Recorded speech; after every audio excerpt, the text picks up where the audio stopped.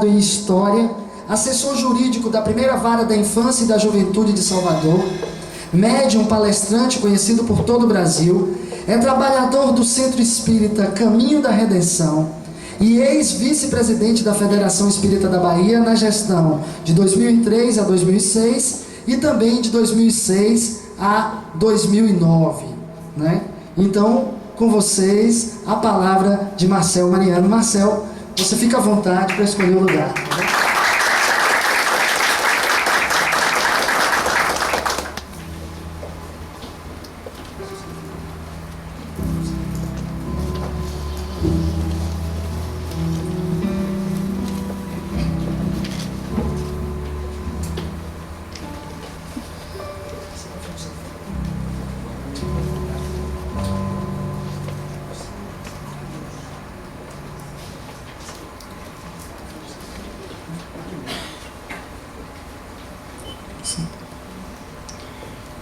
Meus amigos, minhas amigas, a paz seja conosco. Estaremos juntos os próximos 50 minutos, trazendo algumas reflexões sobre o progresso moral e espiritual do homem na sociedade, à luz da doutrina espírita. E estivemos esta madrugada, e hoje pela manhã muito cedo, reflexionando sobre a profundidade da questão 793 do Livro dos Espíritos, que trazemos para o início das nossas atividades. Allan Kardec, com muita propriedade, cujo evento presta-lhe um tributo, e talvez o maior tributo ao codificador seja estudar a codificação que ele deixou. Vejo em alguns lugares do Brasil uma tentativa de atualizar o Espiritismo. E eu prefiro uma frase dita pelo professor de Feira de Santana, Clóvis de Souza Nunes. Em vez de atualizarmos o Espiritismo, deveríamos nos atualizar em Espiritismo. Talvez a carência maior não seja atualizar a doutrina, mas nos atualizarmos nela, já que ela permanece desconhecida de grande parte dos próprios espíritas.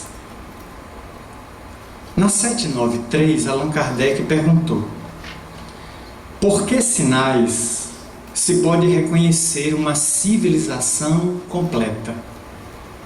Sem adentrar a resposta, vamos só fazer de conta se viesse à Terra um alienígena, um habitante de um outro planeta que falasse o nosso idioma e, encontrando-se com qualquer um de nós, pedisse que o levasse para conhecer a cultura e a civilização na Terra. De certo que nós o levaríamos ao Louvre, ao Museu Natural de Nova York, mostraríamos as belezas da Baía de Guanabara, da Baía de Todos os Santos, a mais alta cadeia de montanhas da Terra, no Himalaia, no Nepal, o K2, o Everest, o Monte Blanco. Nós o levaríamos para ver a Torre Eiffel, o relógio do Big Ben ao lado do Tamisa, em Londres. Mostraríamos as pirâmides do Egito. E depois de um certo tempo passeando com este ser das estrelas, ele ficaria deslumbrado com nossa cultura. Mostraríamos que já estamos na era da fibra óptica, já temos computadores, os aparelhos portáteis nos facultam uma série de facilidades de fotografia, de envio de dados, as comunicações são online. Temos hoje mais de 600 satélites em torno da Terra, tornando as comunicações extremamente rápidas. A internet lançou nela, está no mundo a informação. Talvez depois este visitante do infinito perguntasse por que está havendo uma discrepância na Terra entre tanta conquista tecnológica e ainda o nosso atraso moral. Porque ele também veria o abandono em que estão os idosos, em quase toda parte. A pedofilia, a vulgaridade, a promiscuidade e a exploração sexual de crianças e adolescentes. Vocês exploram os que estão chegando e matam os que estão indo embora. Seus hospitais estão entupidos. Por que vocês não conseguem dar atendimento a todo mundo?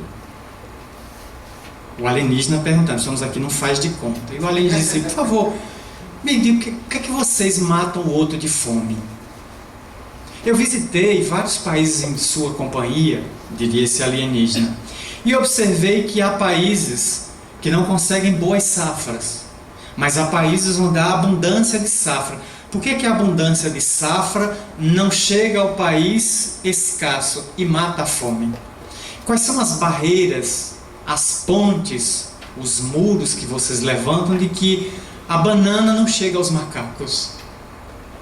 Aí o macaco morre de fome e aqui apodrece banana. Eu tive nas vossas feiras, nos vossos mercados de abastecimento, e ao final do dia há frutas pelo chão, há hortaliças, há legumes, tudo material perdido. Aquilo daria sopa, daria comida, daria prato, daria sanduíche, daria almoço, e vocês jogam fora. Então vocês são uma civilização caracterizada pelo desperdício. Vocês desperdiçam muita água. Há pessoas que passam 10, 12, 15 minutos num banho, que se lavam um carro até descascar o carro, de tanta água. Se lava jardim, se lava calçada com água mineral, em cidades que são estâncias hidrominerais. Então, eu não consigo entender como vocês conseguiram avançar tanto tecnologicamente e vocês não conseguem fazer um olhar para dentro. Vocês já mandaram bólides não tripuladas para levar notícia de vocês para a gente, além de Plutão, como a Pioneer número 10, a Voyager, a Huygens, a Galileu, a Sojourner, a Penfield e outras máquinas que levaram a informação para o cosmos. Mas qual é o olhar de vocês para o ambiente onde vocês residem? Vossos rios estão entupidos, vossos mares estão estagnados, vosso meio ambiente está contaminado. Quanto tempo vocês vão resistir no meio de tanta poluição? Vocês produzem muito lixo. Então o alienígena nos faria tanta pergunta e a gente ficaria sem resposta. O que a gente vai dizer ao alienígena? Então ele está dizendo, há um descompasso entre o excesso de cérebro, vocês conseguiram desenvolver muito cérebro, mas o coração jaz atrofiado. Voltemos a Kardec. Por quais sinais, ele diz por quê, tradução de Evandro Noleto Bezerra, na nova edição da Federação Espírita Brasileira. Talvez fosse melhor, por quais sinais se pode reconhecer uma civilização completa? E os espíritos responderam, reconhecê-la-eis pelo desenvolvimento moral. É aí que vamos encontrar o sinal de uma civilização completa. Credes que estáis muito adiantados, porque fizestes grandes descobertas e invenções maravilhosas, porque vos alojais e vos vestis melhor do que os selvagens. Contudo, não tereis verdadeiramente o direito de dizer-vos civilizados, senão quando houverdes banido de vossa sociedade os vícios que a desonram, e quando viverdes como irmãos, praticando a caridade cristã. Até então, sereis apenas povos esclarecidos, que só percorreram a primeira fase da civilização. Não vou nem entrar nos comentários de Kardec, que ele tem uma nota de rodapé após esta questão. Aí eu deixo como o sabor de quero mais, que cada um depois examine a 793. Se olharmos o século XX, que acabou de findar-se 12 anos atrás, teremos um século de luzes, o século da bomba atômica e do domínio da energia nuclear. Nós tivemos o século da computação, nós tivemos o século do avião, do aperfeiçoamento do automóvel, que nasceu no século XIX, mas foi aperfeiçoado, e hoje nossos carros são altamente modernos, tecnologicamente quase que perfeitos, andam quase que sozinhos. Nós temos as comunicações entre as pessoas, ao protótipo do telefone móvel. Ele chamava lá Star Trek. E as operadoras dão de graça o aparelho, querem que você use o máximo de serviço possível, mas o aparelho em si virou banal, é dado de graça. Então é um século de imensa quantidade de tecnologia. Na área médica, os avanços são extraordinários. Eu sou da época, 30 anos atrás, dente cariado é dente a ser retirado. Buticão nele, o dente cai fora. Hoje o odontólogo salva tudo. Novas tecnologias, repõe a dentição dentro da boca de uma pessoa desdentada num país de banguelos. Somos um país onde a Sociedade Brasileira de Odontologia afirma que 98% do brasileiro tem cárie dentária. Mas é difícil hoje perder um dente, porque a odontologia avançou tanto que salva a dentição do dente que está na situação mais precária possível.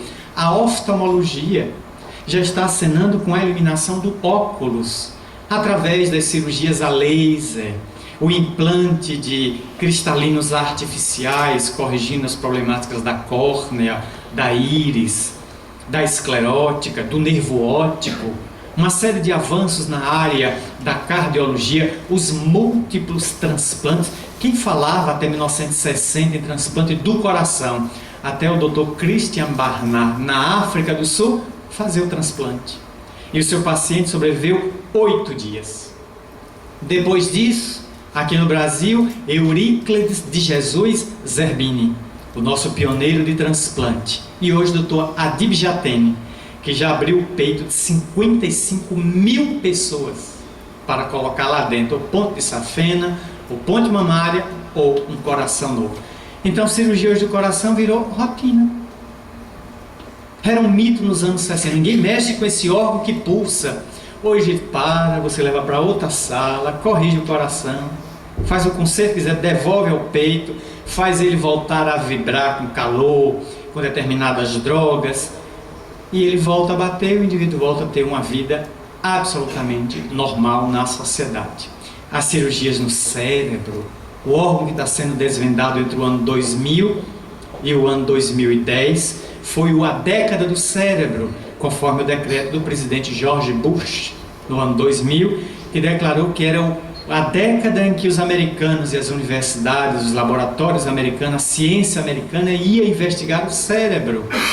E se aprofundou esse órgão de 100 bilhões de neurônios, do qual a ciência afirma que estamos utilizando entre 3 a 5%.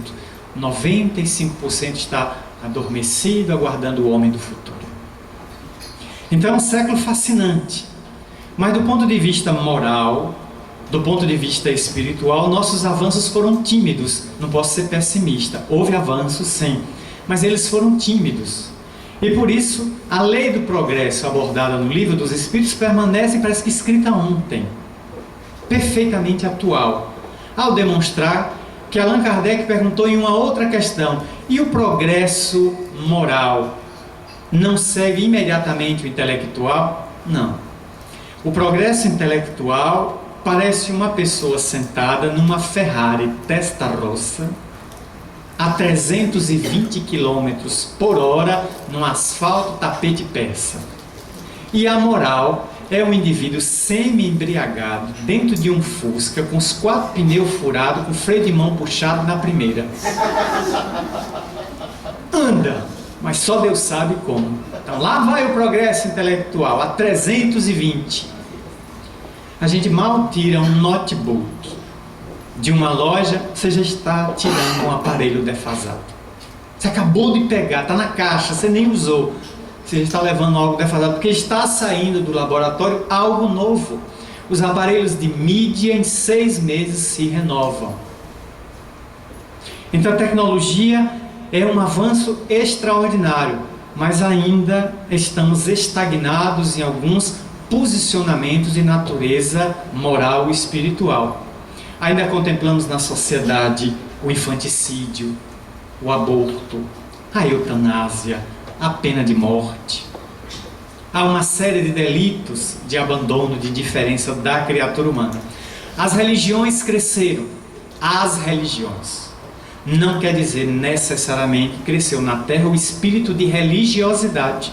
Só uma pessoa fazer uma avaliação en passant, hoje do Brasil, nos últimos 40 anos. Quantas igrejas surgiram no Brasil? Cada esquina tem uma.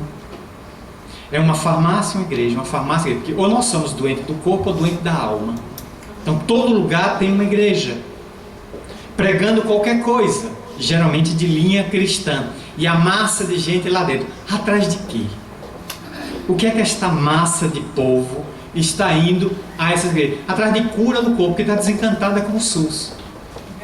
O Sistema Único de Saúde não dá conta da saúde da população. Então vamos voltar para Deus. Deus cura tudo. E todo mundo quer ser pastor de ovelha. Por quê?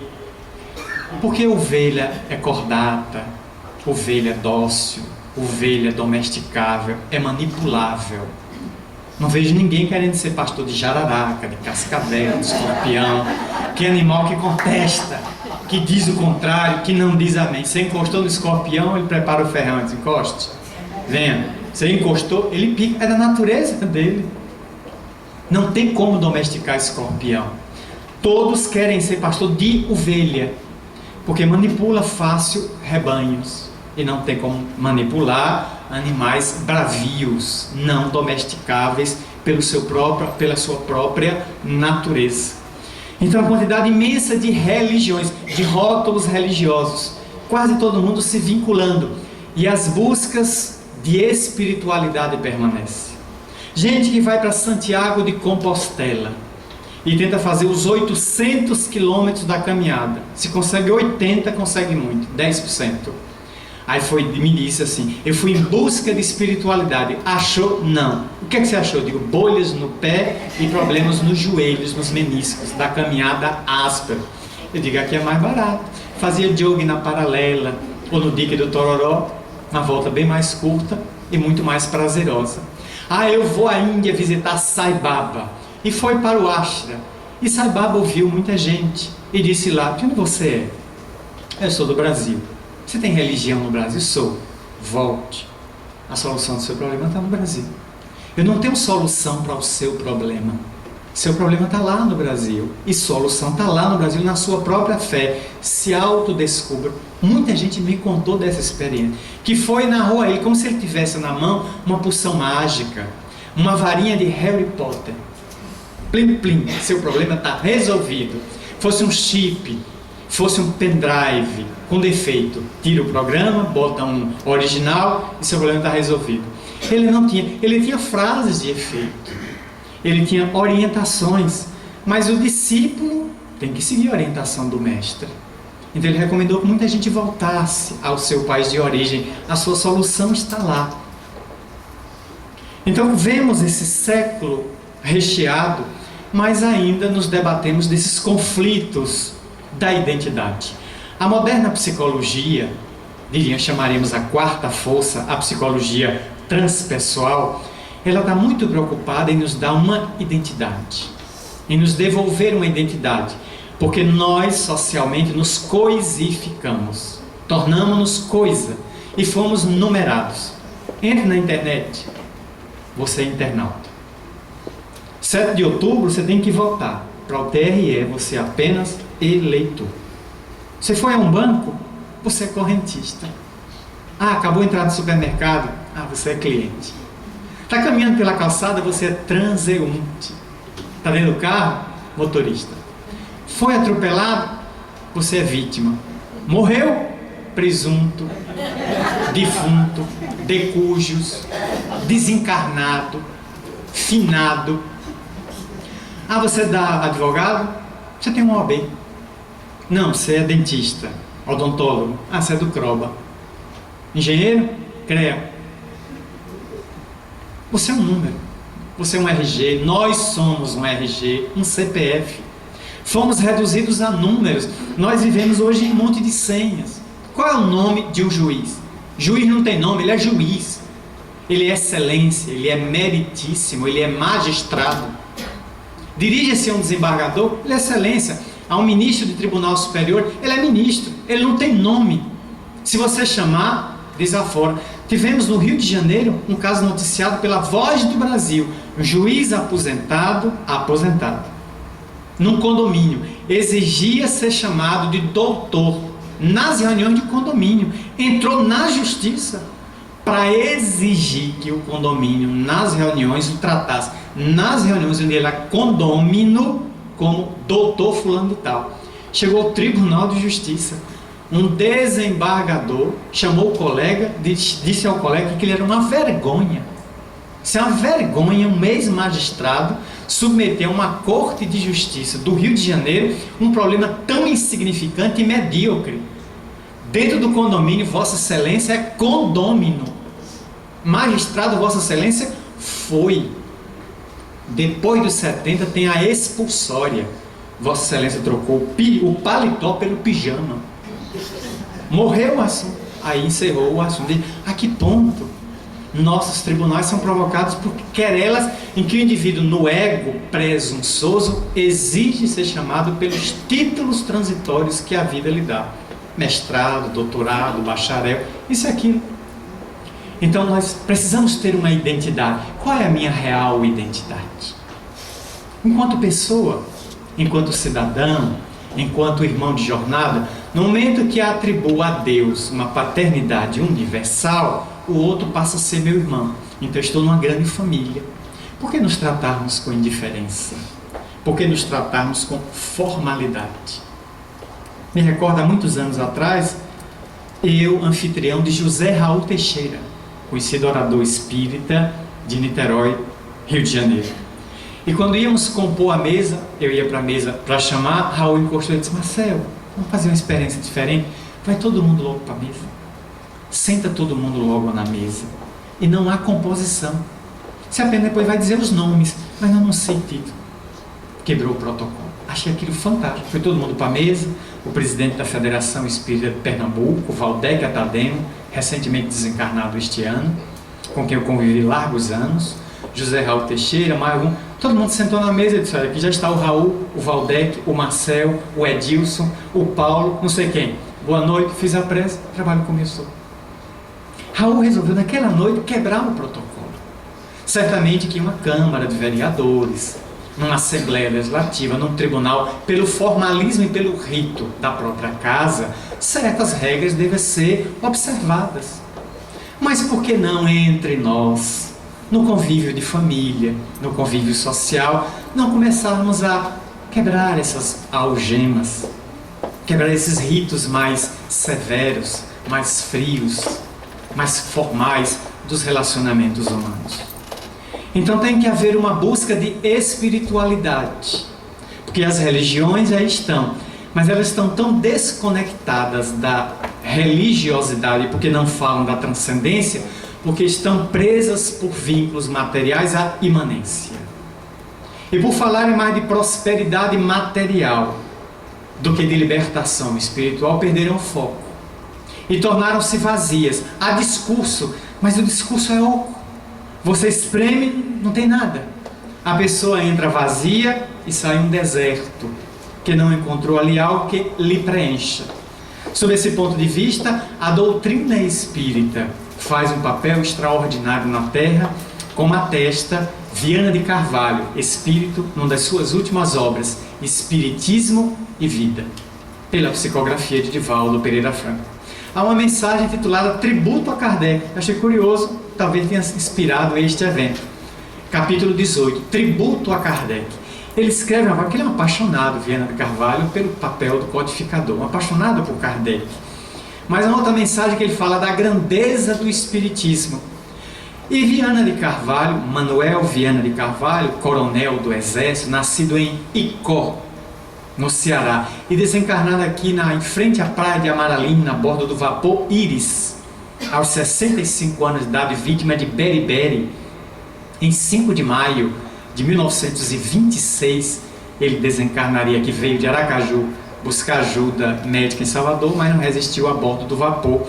E dominado por uma febre, Viana de Carvalho alou-se ao infinito.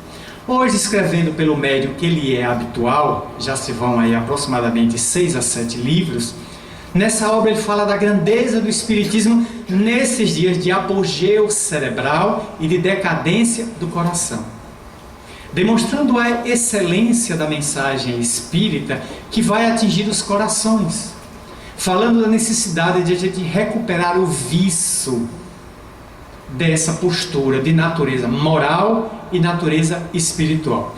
A moral está muito vinculada à ética, e as questões 629 e 630 do Livro dos Espíritos aborda isso. Que definição se pode dar de moral? Moral é a regra de bem proceder. Aquele que procede bem, que cumpre com seus deveres, está moralmente em paz, tranquilo, gera uma conduta ética. E a ética vem do grego etikos, que quer dizer uma regra de bem proceder. É aquela regra estabelecida socialmente para um comportamento digno, equilibrado, honrado, de uma pessoa austera.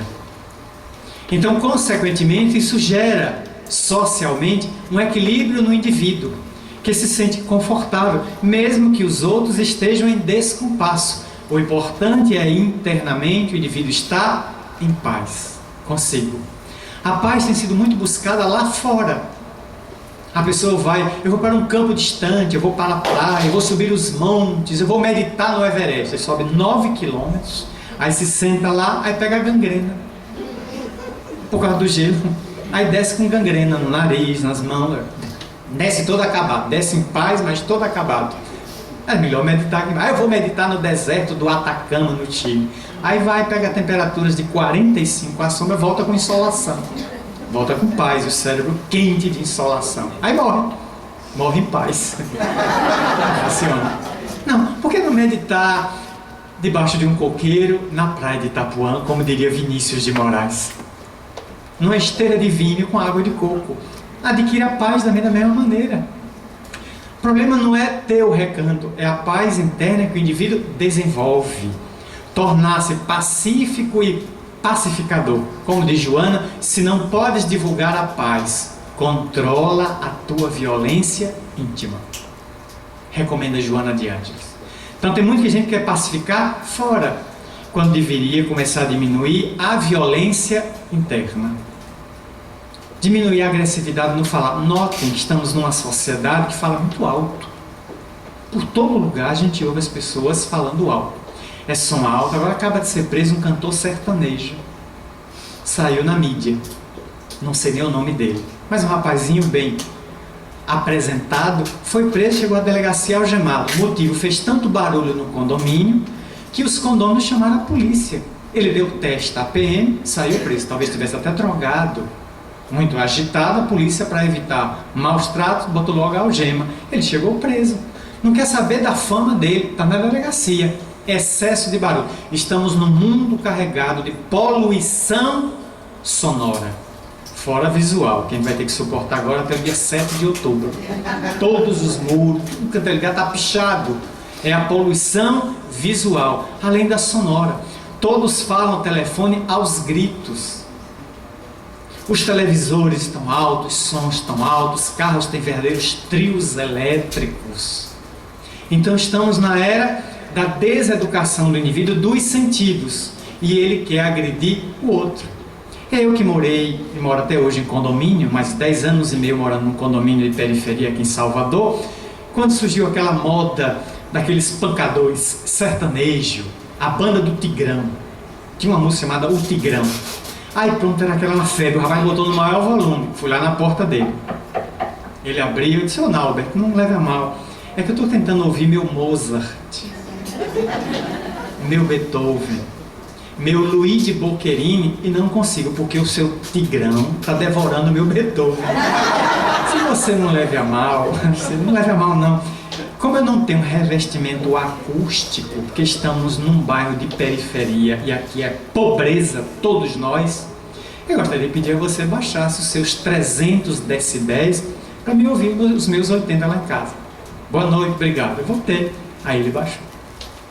Quer dizer, o indivíduo agride o ouvido do outro, ele quer que o gosto dele seja o meu. Estamos na era de obrigar o... Você tem que rezar por minha cartilha. Mas eu não posso rezar pela minha, reze pela sua.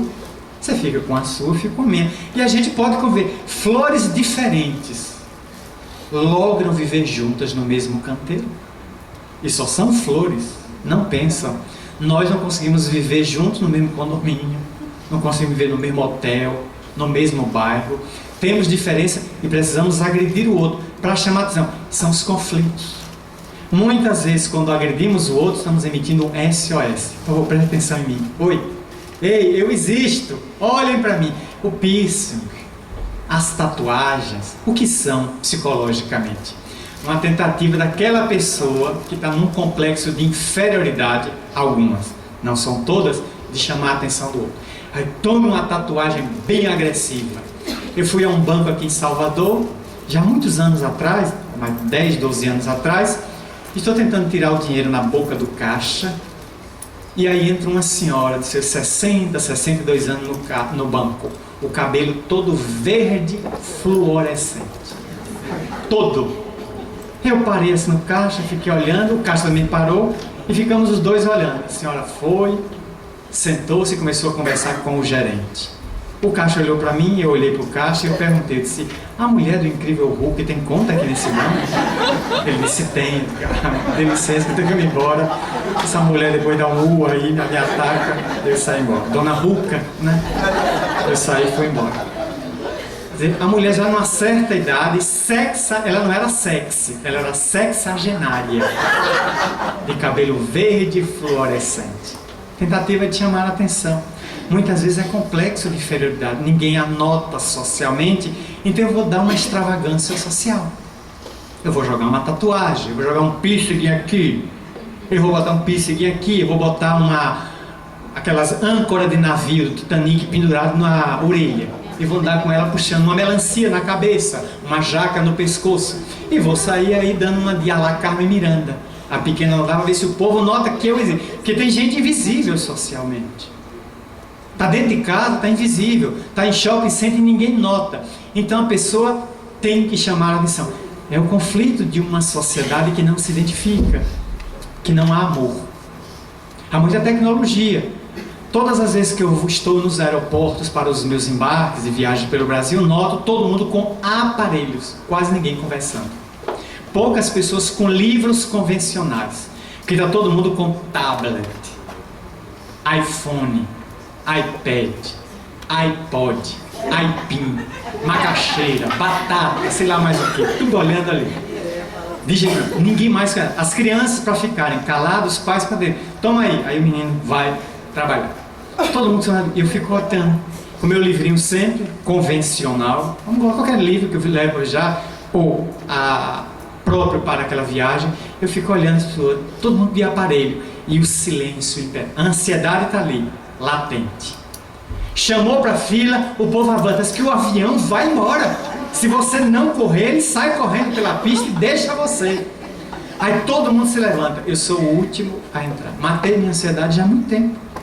Você não vai? Eu digo, não, eu adoro ouvir meu nome no alto-falante. Marcel Mariano, você é o último, está atrasado, queira embarcar. Me chamaram. É só brincadeira. Mas eu sou o último a entrar. A cadeira está ali. Vai me receber. Há lugar para colocar minha bagagem. Por que é que eu vou ter ansiedade? Ele vai viajar comigo. Não tem saída. Então estamos numa sociedade ansiosa. Espiritualmente, com medo, como diagnostica Joana de Ângeles no seu livro Lições, Diretrizes para o Êxito, capítulo 6. Ela fala sobre o medo. E Joana destaca os 6 medos básicos da sociedade atual. Medo de ficar doente, medo de ficar pobre, medo de ficar sozinho, medo de ser criticado, medo da morte. E há um 6º medo, mas o medo básico é o medo da morte. Nós temos medo de morrer, porque não trabalhamos o espiritual. A religião tradicional ignorou o espiritual, combateu este espírito, negou, mandou para a fogueira médios e intérpretes deste espiritual e falou apenas do imanente. Em relação ao espiritual, fixou 4 estados post-mortem: céu para os bons e eterno, o inferno para os maus e eterno, você também não sai mais de lá, a condenação é permanente. Aí alguém perguntou: sim, para onde vão os que podem pagar? Vão para o purgatório, porque eles podem pagar, deixam as missas encomendadas na terra. A gente ora, eles carimbam o passaporte, sai do purgatório e vai para o céu. Purgatório é lugar de passagem. E a criança, e os loucos, e os silvícolas, aí criaram o purgatório, ou limbo. 4 estados pós-morte. Há 4 anos atrás, o Papa Bento XVI, por decreto assinado no Vaticano, considerou que o limbo não existe mais na teologia católica. Eu tomei um espanto de que pela primeira vez um decreto na terra fecha uma instância no além. Não sei se a medida é provisória ou é decreto-lei, estou em dúvida ainda. Está sob análise essa questão aí. E como tem 500 anos de criado o limbo, deve estar cheio de criança e louco. Para onde foi essa turma? Não sei. Porque Bento XVI mandou fechar, ou seja, evacuou. Para onde é que vai tanto maluco e tanta criança? Paira a dúvida. E o purgatório foi o grande combate de Martinho Lutero. O purgatório não tem base bíblica. E Martinho Lutero combateu o purgatório, dizendo que não posso aceitar o purgatório, porque é para contentar a classe burguesa europeia que nascia no bojo da Europa do Renascimento. Hoje ninguém fala mais de purgatório, de ir, porque o purgatório é a terra mesmo. Eu não vou, já estou. Se é um lugar de purgar, a própria terra, onde purgamos as nossas dores, as nossas dificuldades, o nosso sofrimento, os nossos erros, aqui mesmo na terra. E céu e inferno, João Paulo II, o antecessor, o anterior Papa, a Bento XVI, disse há 13 anos atrás, na Capela Sistina, na frente de 40 mil peregrinos, abre aspas: depois de demoradas reflexões pessoais, cheguei à conclusão de que céu e inferno não são instâncias geográficas e circunscritas depois da morte, são estados de consciência. Fecha aspas. João Paulo II. Quando eu vi esse pronunciamento de João Paulo II, eu não tive dúvida. João Paulo II está lendo Kardec escondido no Vaticano. Paulinho chegou às mesmas conclusões de Cacá. Mesma conclusão, João Paulo II chegou, que Kardec chegou, de que céu e inferno são estados íntimos. Portanto, espiritualmente ficamos com medo da morte. Ela surge, a gente se apavora. Na vida, reiteramos ter medo da morte. E quando chega a morte, ela declara ter tido medo da vida. É o paradoxo dos paradoxos. Como enfrentar? É preciso, pois, a viagem para dentro, conforme a questão 919 de O Livro dos Espíritos apresenta. Uma proposta libertadora. O autoconhecimento. Fazer a viagem para dentro. Precisamos nos autodescobrir.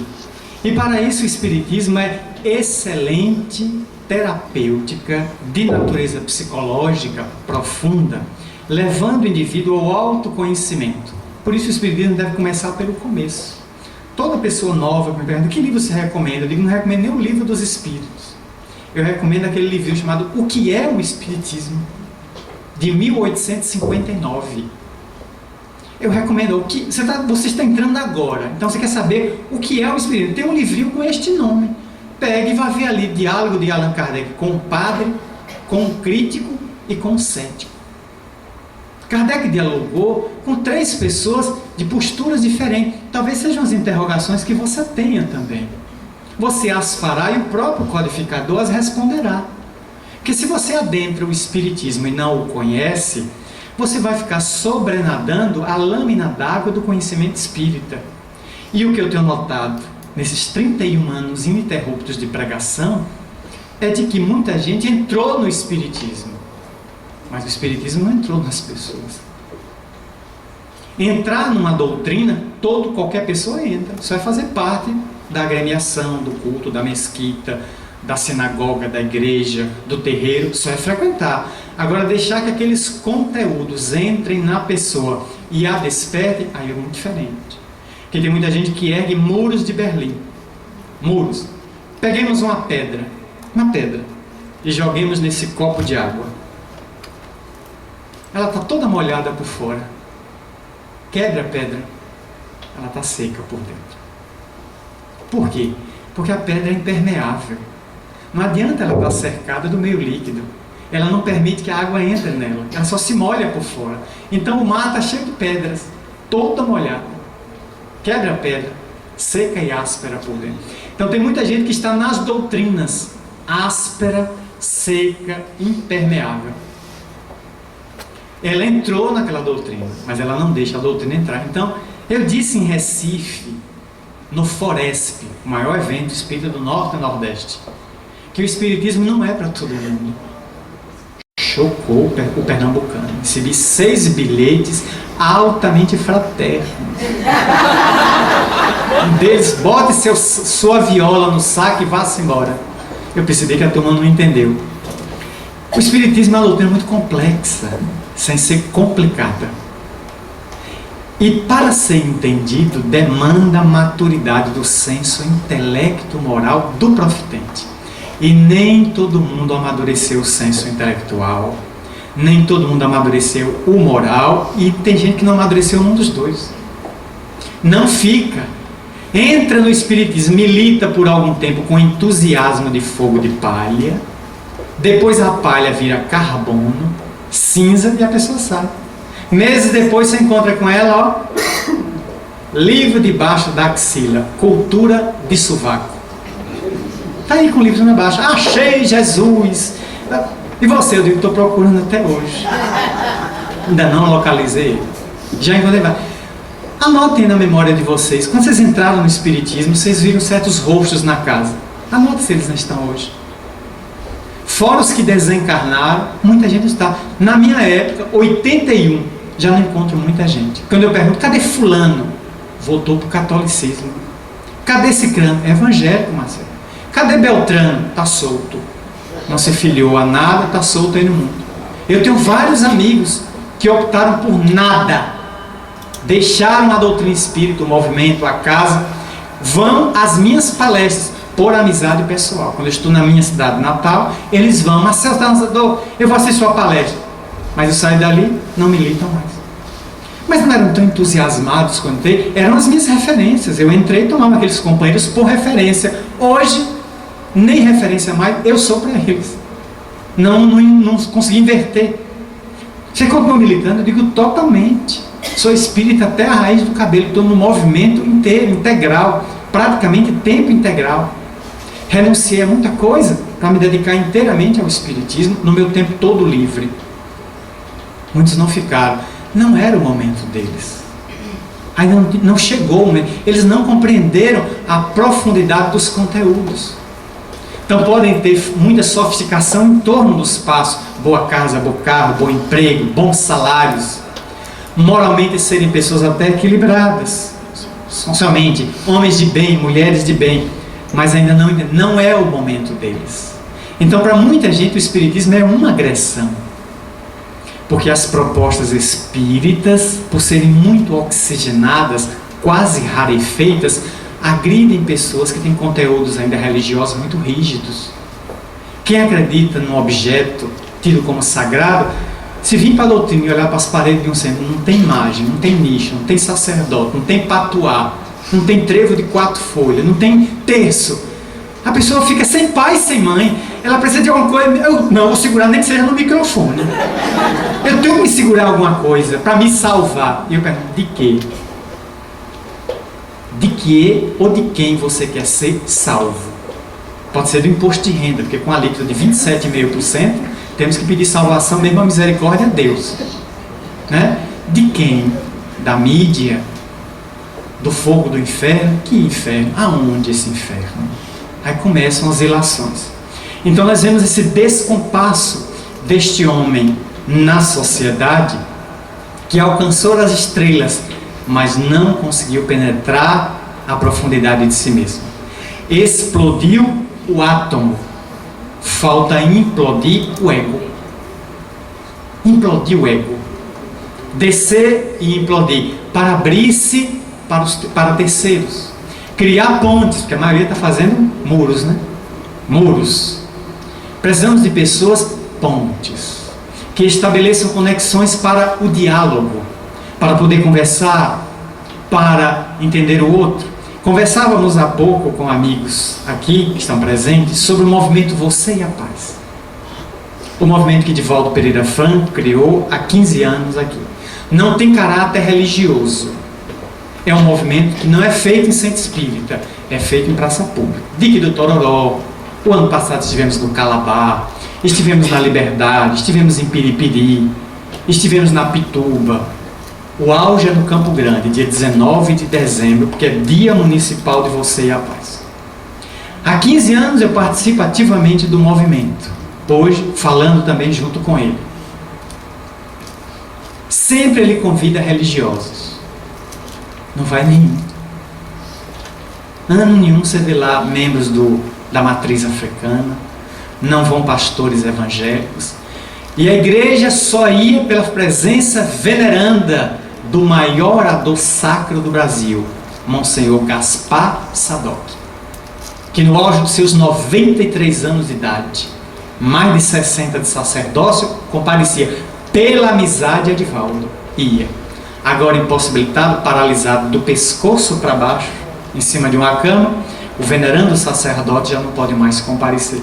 E não foi ninguém na última edição, apesar dos ofícios que o movimento enviou à arquidiocese para enviar. Mas o ilustre, o excelentíssimo senhor cardeal Primares, que estava em Roma, não pôde ir, nem enviou representante. Há uma certa resistência porque o companheiro é espírita, é orador, é médium com 255 obras e 3 a serem publicadas nos próximos meses. Então não se vai e não se fala da cultura da paz. Não vamos falar ali de religião, não vamos pregar nenhum conceito espírita. O movimento não tem essa característica. É falar na sociedade, da melhoria da sociedade, sermos um bom filho, um bom pai, um bom marido, um bom cidadão. Não jogar lixo nas ruas, não urinar nos postes e nos muros, não quebrar o orelhão, não atirar pedras em cães e gatos que estão pelas ruas de nossa cidade. Ser uma pessoa cuidadosa com o social, é isso que vai falar. Porque a violência pode atingir qualquer um de nós. O ladrão não vai fazer distinção de religião. Não, hoje eu só estou assaltando católico. Sei o que? Espírita. Amanhã que eu assalto vocês. Depois da manhã é evangélico. Não, ele vai assaltando. Se você resistir, mata. Dá-lhe um tiro e você parte. A vida está banalizada. Todos os dias corpos são encontrados em pontos de desova. Jovens, 16, 17, 15 anos, completamente destruído. Agora, há poucos dias, estávamos lá com um jovem de 14 anos, os olhos vermelhos de crack, altamente violento. Deu testa com a magistrada, eu tomei a frente para ele não agredir a juíza. Aí pedi permissão a ela, disse, fui conversar com ele. Por que você está violento? Você usou alguma coisa? Os olhos injetados eram mais do que um sinal eloquente, talvez do crack, de uma outra substância psicoativa. Conversei, ligamos para a mãe dele, que veio buscar, e leve seu filho, arranque-o das drogas, antes que o tráfico, a polícia o mate. Porque quem entra no crack, ou é cemitério ou é Lemos de Brito. Não vai ter muita saída não, senhor. Isso vicia em 6 meses e depois mata essa pedra desgraçada que está arruinando a nossa juventude. Todo lugar, baratíssima, R$1 uma pedra e acaba com a vida. Então é preciso falar desse movimento. Aí os religiosos não vão, criam uma resistência. E falamos em ecumenismo, falamos em diálogo interreligioso, qual deles? Estamos ilhados, fechados, então evoluímos nas conquistas tecnológicas, sem sombra de dúvida. Mas o Espiritismo vem proclamar a necessidade de sermos pessoas pontes, estendermos ponte para o outro, trazer o outro não para convencer o outro. Sempre me fascinou aquela parábola, aquela frase de Jesus, se alguém te constranger a caminhar 1000 passos, vai com ele 2000. E alguém um dia me deu uma interpretação que é fantástica. Você vai na sua estrada e alguém lhe constrange, você vai caminhar comigo? Pois não.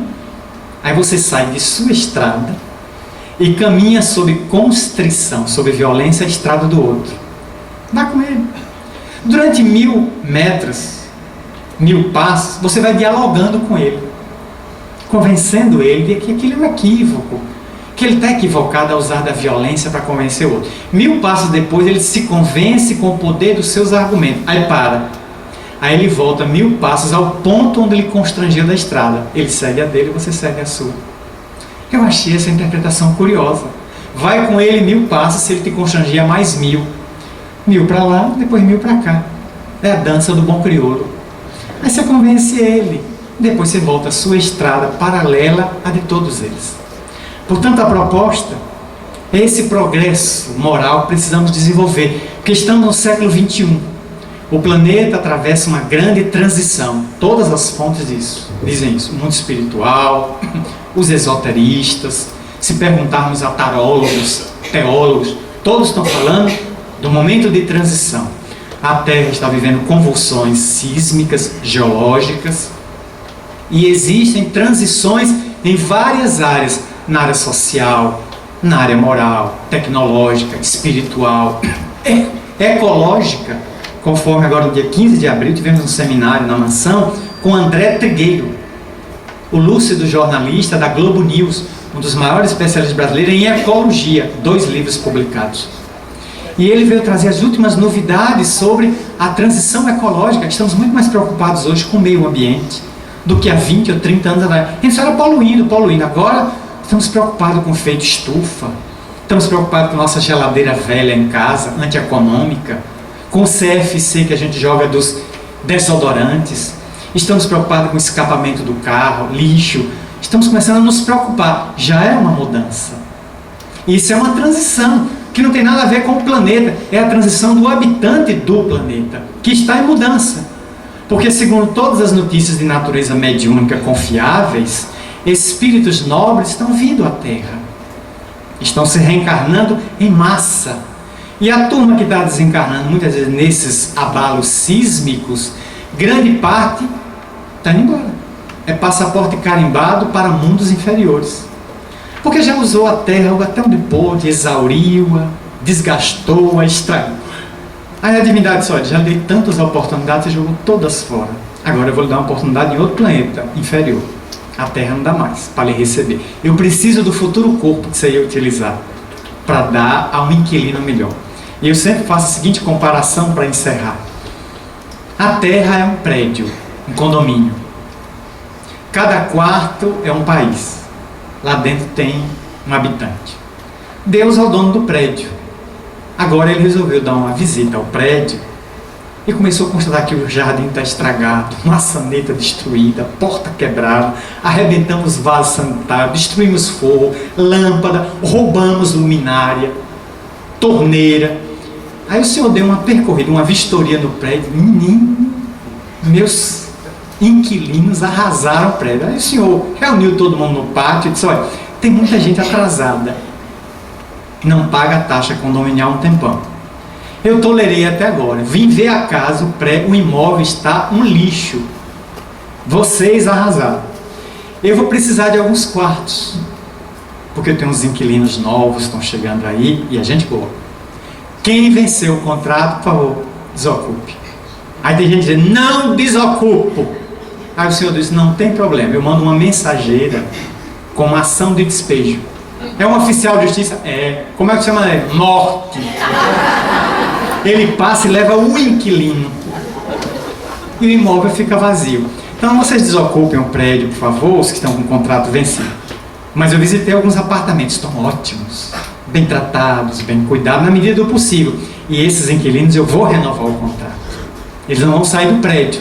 Agora, grande parte vai sair. Porque eu preciso dos apartamentos para situar outros moradores que vão cuidar bem do prédio doravante. E aí está muita gente desassossegada, porque está pressentindo que está indo e não vai voltar. Não haverá novo renascimento, pelo menos na Terra. E isso está angustiando, e muitos estão naquela política: terra arrasada, saio, mas deixo arrasada, destruo tudo que eu puder, porque se eu não venho mais aqui, deixo acabada. Então nós precisamos ter medidas até mais duras das leis. As leis têm que endurecer. Está no livro dos Espíritos. Às vezes o mal chega, quando o mal chega a um limite que ultrapassa em torno ao copo d'água, a gente percebe a necessidade de tornar as leis mais duras, mais draconianas. É preciso que o mal chegue ao limite para que o homem entenda a necessidade do bem. Porque tem muita gente indiferente, mas quando é atingida pela violência, diz: o que é que eu estou fazendo pela paz? Muitos me perguntam: mas você é contra a violência? Eu digo: não. Quem é contra qualquer coisa gasta muita energia. A minha é pouca. Eu prefiro ser a favor da paz. Por que é que eu vou lutar contra o aborto? Vou lutar pela vida. Por que é que eu vou lutar contra a eutanásia? Eu vou lutar pela preservação da vida. Então, eu prefiro não remar contra a maré. Deixa a correnteza do rio, como uma folha, o rio que me carrega para onde ele quiser. Então, quem é contra, gasta muita energia e se arma contra o outro. Não, é ser a favor. Ser a favor da paz. Portanto, social e moralmente, espiritualmente, estamos em grande mudança nesses dias de transição. Que nos acomodemos, que possamos colaborar com esses dias, mas que estejamos confiantes. Somos espíritos imortais. O corpo pode ser destruído, mas a alma não pode ser aniquilada. E se formos ao mundo espiritual, retornaremos. Sai Baba, o místico da Índia, morto há 2 anos atrás, um ano atrás, 1 ano e pouco, antes de morrer ele enterrou objetos pessoais dele, e disse aos discípulos mais próximos: estou desencarnando e vou passar apenas 5 anos no mundo espiritual. 5. Vou dar uma volta no além. Dentro de 5 anos eu volto, vou nascer na Índia de novo, e para provar que sou eu de volta, enterrei objetos pessoais que só eu sei onde estão. Então, quando eu voltar, eu vou reunir os meus discípulos que estiverem no corpo e vou dizer: olha, Sai Baba, Swami Sai Baba de volta. Para provar, eu vou desenterrar os objetos onde eu os coloquei, para confirmar que sou eu de volta. Porque a minha tarefa não foi concluída, o corpo não deu. E eu preciso voltar porque eu quero acompanhar esse momento de transição da Terra. Até ele, na Índia, está antenado com este momento de transição, pelo que passa a Índia também, que está se modificando graças ao esforço dele, que procurava unir as 5 maiores religiões através dos religiosos. Portanto, esse evento está de parabéns por trazer o nome, Tributo a Kardec. Quanto esse homem tem a nos ensinar. Vamos tributar a nossa homenagem, nossa a reverência ao codificador, estudando com carinho o Livro dos Espíritos. Muito obrigado.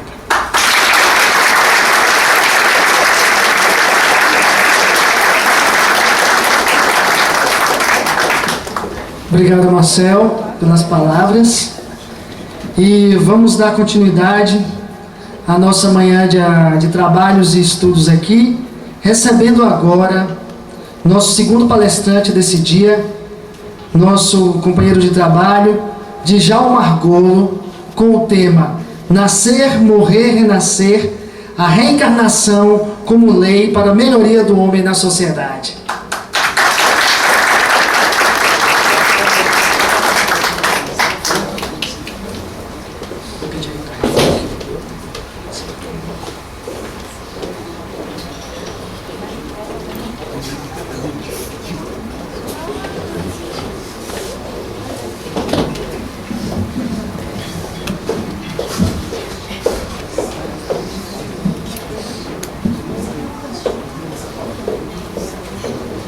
Bom dia.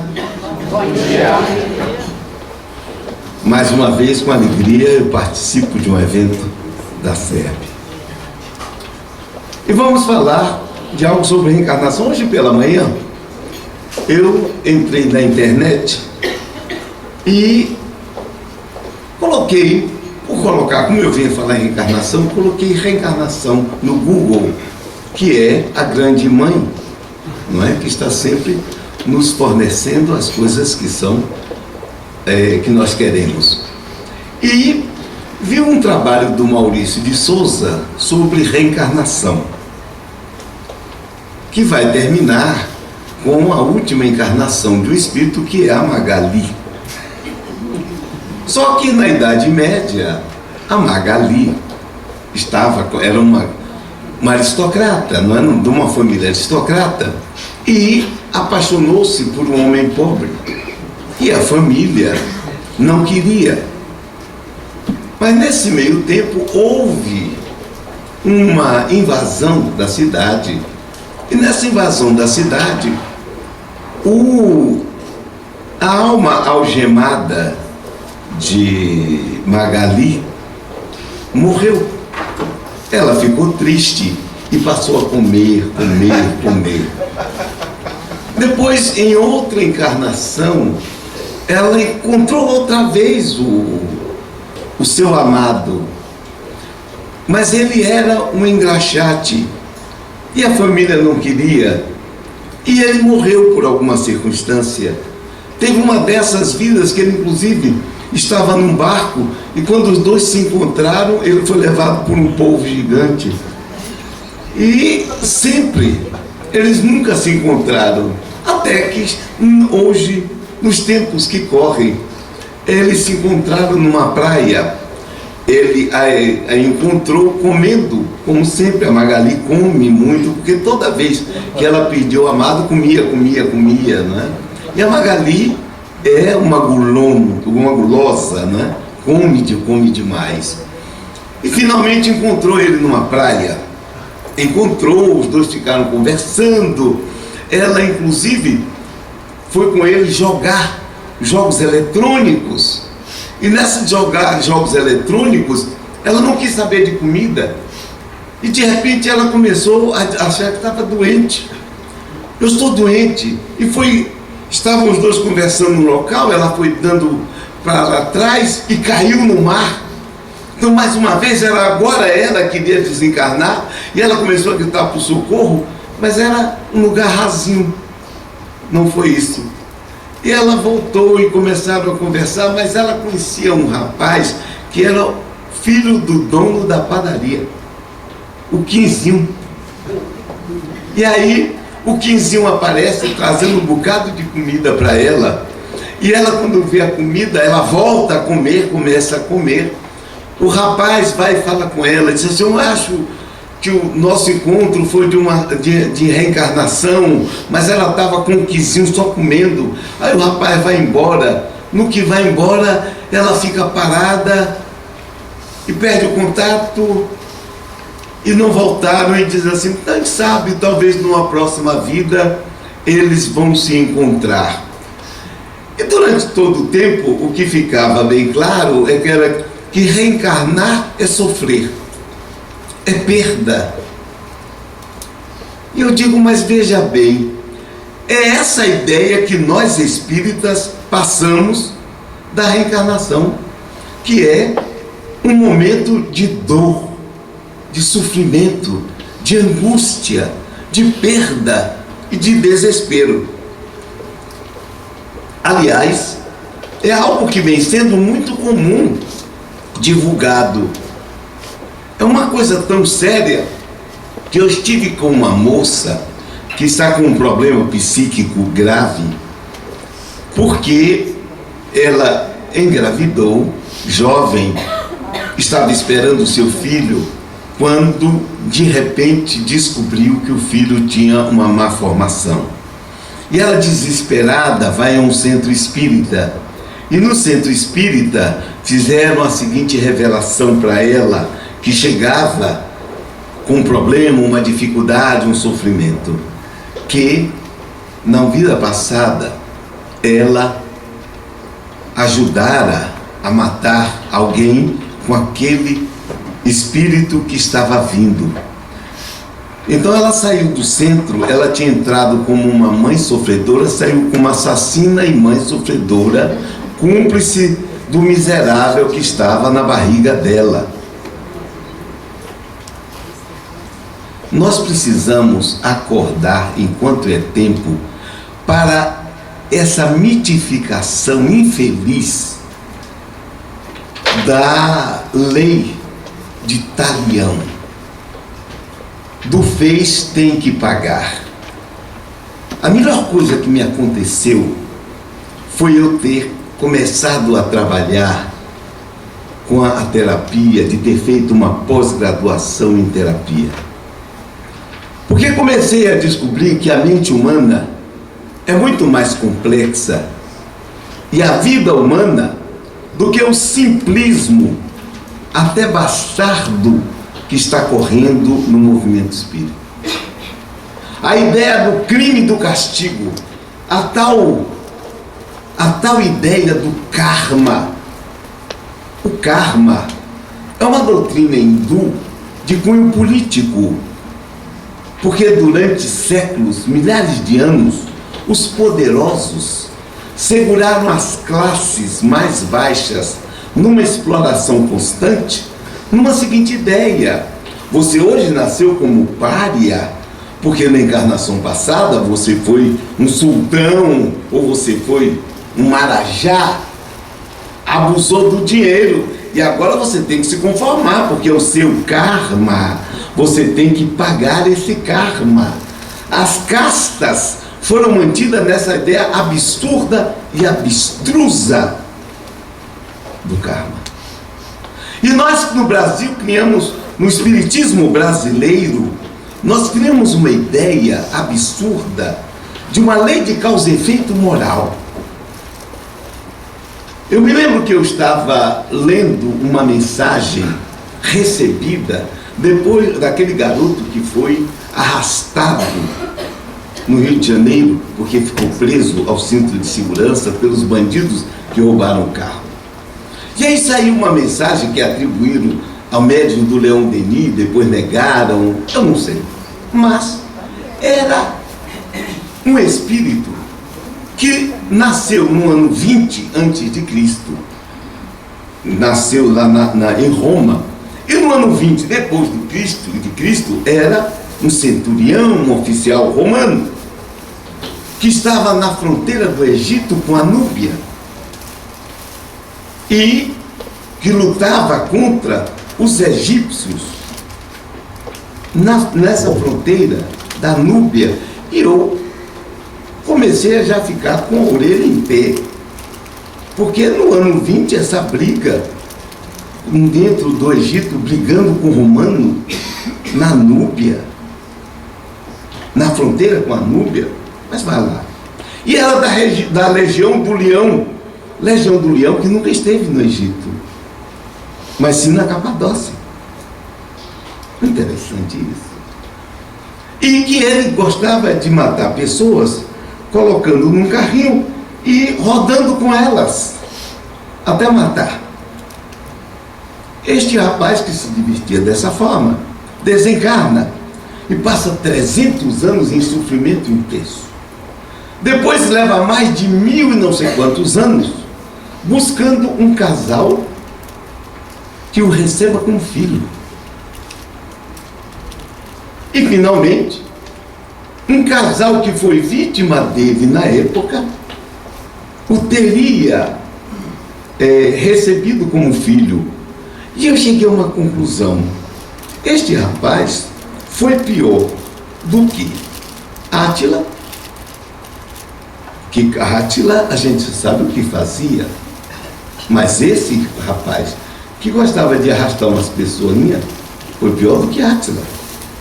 Foi pior do que Júlio César, um dos maiores criminosos da história. Perverso e pervertido. Foi pior do que Hitler.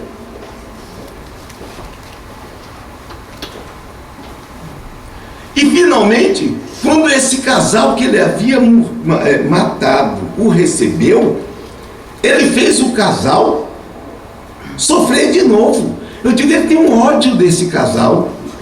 Brabo, terrível. Ele quer desgraçar esses dois espíritos. A que ponto chegou? E primeiro, eu nunca vi numa cartas dessas mensagens aí, o seguinte: espírito que fosse chinês. Vocês já viram? É tudo romano. Se foi num diabo de um circo que teve em Niterói, que morreram pisados, era romano. Se é num negócio desse, é romano. Quer dizer, nesse mundo e no Brasil só tem encarnado espírito desgraçado romano. Aqui não tem assírio, aqui não tem mesopotâmio, não tem caldeu, não tem grego. Pelo amor de Deus, nós estamos vivendo uma fantasia em torno da reencarnação cruel, porque nós criamos um sistema religioso dentro do espiritismo contrário ao pensamento kardeciano. Nós criamos uma mitologia determinista. Se você tem um filho que morre na sua barriga, foi porque na outra vida você era uma mãe miserável. Eu estava vendo um documentário sobre uns alces que durante o inverno as fêmeas engravidam, mas seguram o desenvolvimento do feto. Só vão desenvolver-se para o final do inverno, quando a primavera chega e tem comida suficiente. Então, quando chega a primavera, num dia todas as fêmeas começam a parir. E eu vi um caso específico. Uma fêmea começou a parir. No meio do parto, ela perdeu as forças. Não tem essa história de dizer que quando perde a força, está fazendo. E aí, o filhote ficou metade para dentro, metade para fora. E ela levou um tempo imenso, quase um dia inteiro, para morrer em sofrimento atroz. Eu fiquei me pensando, se aquela fêmea de alce foi aborteira no passado. Eu estava vendo um outro documentário e um filhote de elefante quebrou a pata. Os outros, a família tentou ajudá-lo, mas não puderam pôr embora, largaram ele. Na natureza não tem esse negócio dessa dedicação fundamental. Largaram ele. Um grupo de leões aproximou-se e começaram a devorar o filhote de elefante. Levaram um dia para matá-lo, porque eles iam arrancando a carne de maneira a não atingir nenhum órgão vital. Na outra vida, aquele elefante deve ter sido o quê?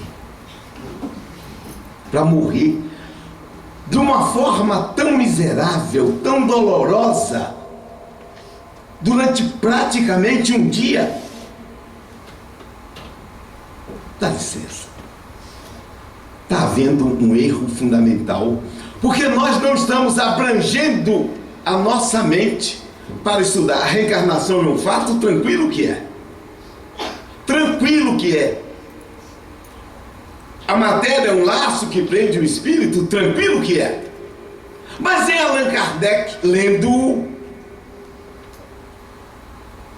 em A Gênese, nós temos uma visão diferenciada. Aliás, no Livro dos Espíritos, porque uma mulher que chegasse na Amar e me falasse que estava com um filho morto na barriga, eu não queria dizer para ela que ela foi uma assassina e que aquele miserável que ela estava também foi um bandido.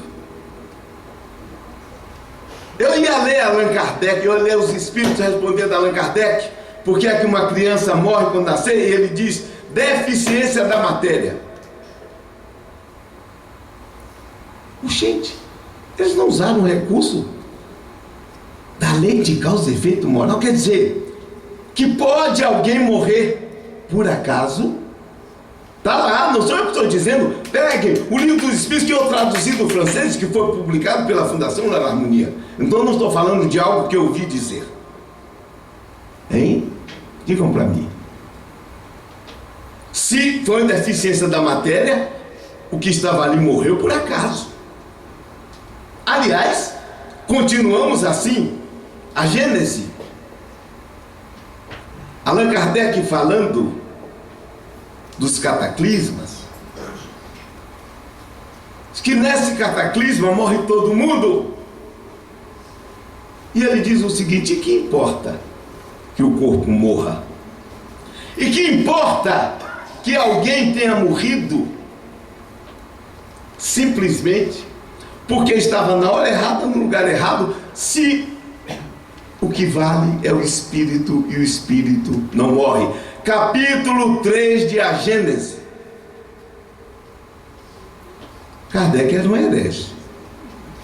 Porque, aliás, eu não encontro lá nele, não é o lá nele que nós usamos, mas lá nos livros dele, eu não encontro essas colocações de lei de causa e efeito moral, que foi uma invenção do espiritismo brasileiro. A lei de causa e efeito é uma lei física.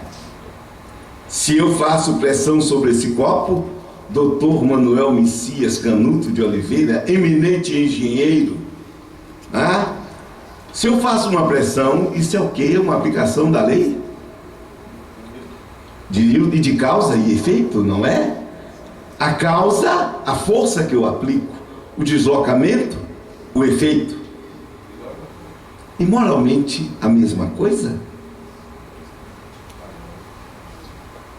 Seria Talião, não é? A reencarnação é um grande fato. Na minha vida eu tive umas 5 regressões espontâneas. E nelas eu observei o seguinte: a reencarnação é uma oportunidade de aprender. Você pode levar de uma existência para outra complexos? Pode. Vários. Inclusive o complexo de culpa? Pode. Ele pode influenciar a sua existência atual, na formação do feto? Claro que pode. Porque eu vejo isso acontecendo aqui. Eu atendi uma vez na Sociedade de Cultura Espírita, quando eu era presidente de lá, uma moça que chegou à reunião com uma ferida na perna. Ela chegou e disse: olha, eu tenho um problema, precisava de uma ajuda. Eu digo: nós estamos para começar a reunião, depois eu vou conversar com você, mas eu vou lhe dar atendimento. Da forma como eu faço reunião mediúnica, que na MAR não é reunião de mesa, não é? A reunião de mesa foi inventada por John D. Fox, quando as meninas Fox foram para Rochester. Nossa reunião não tem mesa, é tudo sentado. E eu atendo as pessoas na área da reunião. Elas veem o espírito incorporar. Muito bem. Aí quando ela entrou, desconhecida de todos, o médium incorpora o noivo dela. E ele dizia para ela: você não teve culpa. Fique tranquila. Ela começou a chorar. Foi um negócio muito emotivo, muito emocional, o quadro. E ela chorou. Aquele diálogo aconteceu. Quando terminou, nós saímos. E ela me contou a história dela. Ela era noiva, estava na casa dela com o noivo, e ele tinha uma moto. E ela resolveu levar um bolo para uma tia. E chegou para o noivo e disse: fulano, me leva lá na casa da minha tia para levar esse bolo. Ele disse: não estou com vontade agora não, eu não queria sair agora. E vocês conhecem maridos, o que significa negar para uma mulher ou algo que ela quer fazer.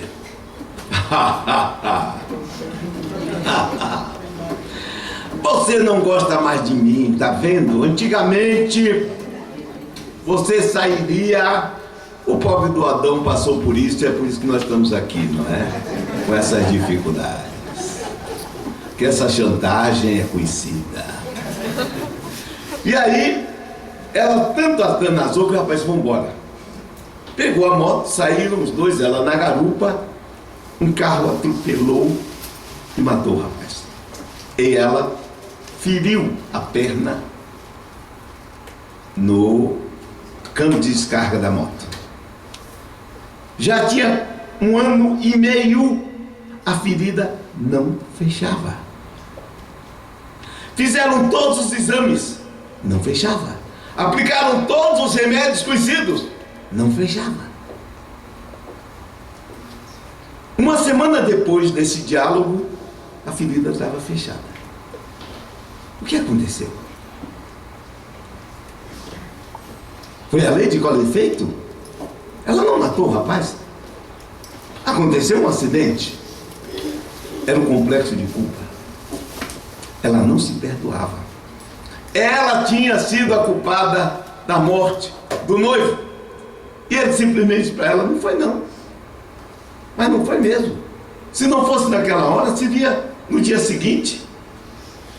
Naquele momento, havia nele um impulso inconsciente de voltar ao mundo espiritual. Por quê? Não tenho a menor ideia. Mas olha, ela não era culpada, mas ela se achava culpada, e por se achar culpada, ela se punia. Então, peraí, tem uma coisa errada na minha cabeça. Quando eu vou pensar naquilo que fico vendo ou lendo em mensagens, na outra vida o cara matou e nasceu hoje com um câncer. Peraí, você dá uma facada e pega um câncer? Peraí, tem uma de compensação aí. Então botou juro e correção monetária nessa história. Que as pessoas podem passar por isso? Podem. O complexo de culpa faz isso, e os outros complexos desgastam muitas vezes as vidas da gente, quando outros até ajudam a gente. Na verdade, um complexo não é para prejudicar. Na verdade, é para salvar. É para que algo talvez pior não venha a acontecer. Então, nas reencarnações, a reencarnação precisa ser melhor revista no modelo brasileiro que se instituiu, que é um modelo tipicamente católico, por incrível que pareça. Nós vivemos no Espiritismo até hoje, graças a Deus, está havendo uma diferenciação, e com isso eu louvo o meu amigo Kiko aqui, médium, cujas mensagens saíram do ramerrão daquele catolicismo absurdo do passado, que ainda impera no movimento brasileiro, infelizmente, de termos um Deus que no fundo está castigando todo mundo, e de vivermos sob o império da culpa hebraica que destrói e que dilacera. No livro dos Espíritos, aliás, Jesus Cristo nos dizia: conhecereis a verdade e a verdade vos tornará livres. E quando viesse o Espírito Consolador, iria dizer tudo aquilo que ele não disse, dizer muito mais. E observe que Jesus fez uma revolução fundamental dentro do judaísmo, que foi transformar o velho Deus vingativo, miserável, prepotente, orgulhoso, um Deus que dizia: eu tenho misericórdia para quem eu queira ter misericórdia. Prepotente, metido a besta, que eu mandaria ele para o inferno se ele me falasse isso na hora. Jesus transformou isso num Deus de amor. Misericórdia quero e não sacrifícios. Mas infelizmente veio um Paulo de Tarso que reacendeu o hebraísmo, inclusive contra as mulheres. É indecente a mulher falar na igreja. Se ela quiser se instruir, pergunte em casa ao marido, ao irmão, um homem. Vem o Espiritismo e abre a nossa mente. Mas nós continuamos com espíritos de padres e freiras e assemelhados a nos mandar mensagem como se fossem espíritas e a falarem catolicamente para nós e nos dizer que a reencarnação é uma forma de sofrimento, quando não é. Reencarnação é aprendizado. Nós reencarnamos para aprender. Os nossos complexos servem justamente para nos despertar para as dificuldades da vida e para chamar a atenção para nós, para a nossa vida. Isso eu tenho visto na terapia. atendi uma pessoa uma vez, uma mulher poderosíssima. Vocês conhecem mulher poderosa? Bota a mulher poderosa nisso. Só não era como Dilma, que é presidente da República, Mas, se você chegar um pouquinho para baixo, a mulher está chegando perto. Mulher que você conversava, você já ficava assim, que mulher, essa mulher forte. Não era. Por dentro era um medo, eram complexos diversos, porque o complexo de inferioridade lá dentro a fazia ser poderosa. Que é justamente o contrário, não é, Mireia? O complexo de inferioridade leva você a fazer o máximo para aparecer, para que ninguém descubra que você é aquele verme insignificante que está lá dentro. Quando você vê o contrário, uma pessoa se dizendo verme, lá dentro tem um orgulho desgraçado, uma vaidade infeliz. Então, aquela figura, aquela mulher, 2 anos de terapia, vocês, um delta Xzinho assim, não conseguia. Aí um dia, ela chega, senta na minha frente e diz assim: estou com câncer. Eu digo: pronto, agora que juntou a miséria em cima da desgraça, vai ser um... Sim, mas vamos lá. E aí você faz aquele tipo, né, para dar um apoio à pessoa. Ela disse: não, já tomei uma atitude, vou fazer a operação tal dia, vou fazer quimioterapia, vou fazer coisa. Olha, o que eu posso dizer de vocês é o seguinte: hoje é uma outra pessoa, realmente. O complexo de inferioridade sumiu. Hoje ela é o que ela é. Inclusive, dentro daquilo que ela era poderosa, ela já mudou para outra coisa. Hoje ela está trabalhando com o ser humano e tem uma visão também espírita, porque era espírita, de acordo e consentânea. A reencarnação faz esse trabalho quando nós não fazemos na própria encarnação. Nós saímos de uma encarnação com um problema, nós reencarnamos para aprender. Podemos nascer com dificuldade, sim. E quem disse que a dificuldade é para prejudicar? Quem disse isso? A dificuldade é para desafiar. Quando você estuda para fazer um vestibular, você estuda como? Alegre, satisfeito, não faz esforço nenhum e passa, né? Messias, não, Messias é um caso à parte, porque Messias eu acredito que ele misturou Einstein, Aristóteles, não é? É um caso à parte. Mas você estuda para vestibular, faz um sacrifício infeliz. Se você vai fazer medicina, por exemplo, acabou o ano para você, não tem festa, não tem nada, e você faz aquilo uma satisfação imensa, não é? Faz nada. Faz nada, porque toda vez que os colegas vão para uma festa, eu não posso hoje estudar. Mas no dia que você recebe, ou você vê seu nome dito na rádio, ou você vê numa lista, valeu a pena, não foi? Valeu a pena. Eu estava vendo uma coisa interessante. Uma topeira dourada do deserto. Vocês conhecem? É tão bonitinho. Kiko, coisa linda. Desse tamanhozinho, bichinho. No deserto Saara. Um lugar que tem muita comida, não é? Você que chega a cair lá, meu irmão, você vai ver que é comida e que é bebida. A topeira é uma espécie que sobrevive no deserto. Tem um problema interessante, não tem olhos. É cego em Gaza. Não tem aquele célebre romance, né? Sem olhos em Gaza? Pois é, cego no deserto. E no entanto, é uma espécie que se procria, se reproduz, come. E como come? Tem um ouvido tão infeliz. Antigamente se falava em ouvido tuberculoso. Eu não sei se isso é real. Mas quando, numa distância que para nós seriam quilômetros, anda um cupim, vocês já imaginaram um cupim andando? cupim, eu ouço o cupim quando ele está comendo a madeira lá em casa. Mas andando no deserto, a quilômetros para ele, o pobre do bicho lá. Ele ouve, ele sai e vai andando, de vez em quando ele mete a cabeça na areia, escuta. O bicho dá um passo, que é por quando ele chega de junto que o bicho anda, ele creu, come. Gente, e cadê o olho? E para que ele quer olho?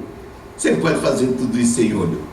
Porque eu podia dizer, atropelo do deserto, coitada, devia ter sido uma miserável de Bizâncio que vivia furando os olhos de todo mundo. No entanto, ela sobrevive. E nós tomamos, às vezes, as coisas que acontecem na reencarnação como um problema moral e nos esquecemos que entre os animais as coisas ocorrem. Por exemplo, eu estava vendo um caso de um tipo de lagarto teio. Tem outros nomes, outras denominações, como eu não sou biólogo. O interessante é que esse grupo só tem fêmea. Oh, peraí, como é que só tem fêmea? Como é que reproduz, Kiko? Só tem fêmea. Sabe o que acontece?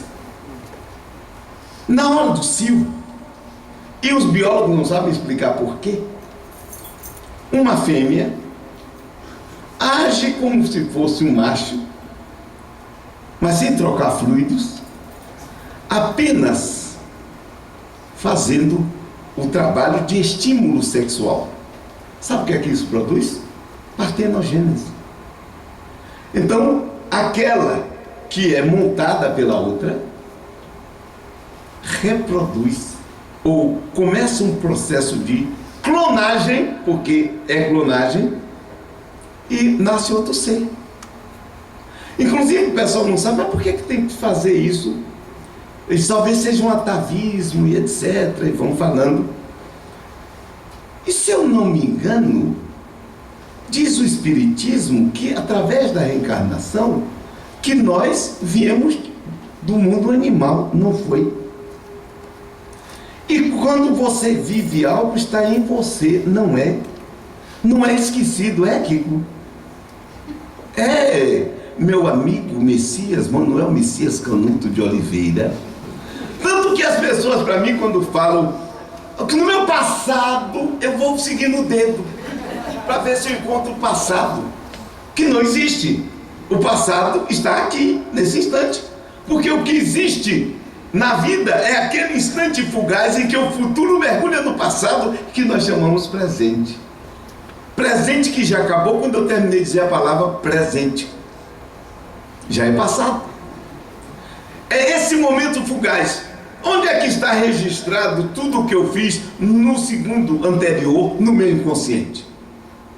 Inclusive, a lembrança das encarnações passadas, inclusive daquilo que eu desenvolvi quando eu fui a primeiras bactérias, ou das primeiras bactérias que aqui se desenvolveram há 4 bilhões e 300 milhões de anos. E durante 3 bilhões de anos, 3 bilhões e 200 milhões de anos, nós vivemos como bactérias diversas. Na Terra, porque só tinha isso. Até que finalmente nós fomos à frente e no Cambriano houve uma explosão de vida. E eu tenho vários fósseis em casa mostrando isso. E aí nós desenvolvemos o olho. O trilobita tinha um olho bacana, que era olho de cristal. Nós desenvolvemos a boca, desenvolvemos a mandíbula, o comer, e desenvolvemos a heterossexualidade, ou seja, jogar o esperma e o óvulo na água.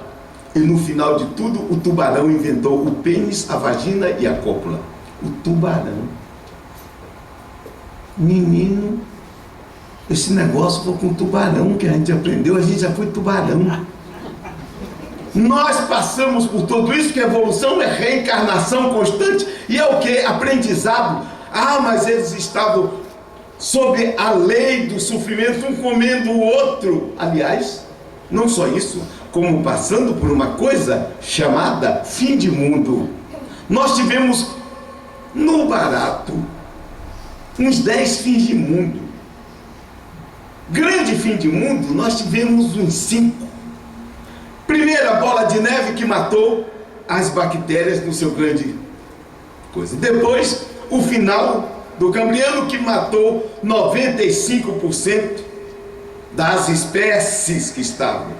Depois, a grande destruição que matou os dinossauros. Mas vocês já observaram, cada vez que tem um fim de mundo, o outro é melhor, evolucionariamente. O espírito desenvolve capacidades e desenvolve que no choque, na luta, inclusive nós podemos dizer que dizem que Jesus Cristo foi quem fez tudo isso. A violência que nós vivemos hoje é culpa dele, porque ele nos ensinou a ser violentos. Nós tínhamos que sobreviver, e para sobreviver a gente tinha que matar uns aos outros. Nos ensinou a ser falsos, porque o caçador tem que ser falso, tem que ficar escondido. Eu estava vendo uma tartaruga, como é? De pedra, que ela fica no fundo do mar, parece uma pedra. Quando o peixe passa, ela come. Uma outra que é pescadora, a língua fica assim, parece um bichinho na ponta. Quando o peixe tem que comer, ela come o peixe. Quer dizer, disfarçar-se, ser falso, ser perverso, ser oportunista, se aproveitar. O tubarão que eu falei, quando ele começou o seu trabalho, o desenvolvimento dos embriões na barriga, sabe o que acontece? O que nasce primeiro come os irmãos na barriga da mãe. E nós passamos por lá. O ácaro, a fêmea, sabe o que acontece com ela? Ela engravida. Na barriga dela nasce uma série de fêmeas e um macho. O macho, na barriga dela, vai e insemina nas irmãs todas, ou seja, ele transa com as irmãs e morre. E sabe como é que as filhinhas nascem? Come o estômago da mãe, a barriga da mãe, vai embora, bate a mãe e nasce. É o famoso alien, o 8º passageiro. E nós passamos por isso, está em nós, porque hoje eu posso controlar esse corpo, porque eu passei em tudo isso.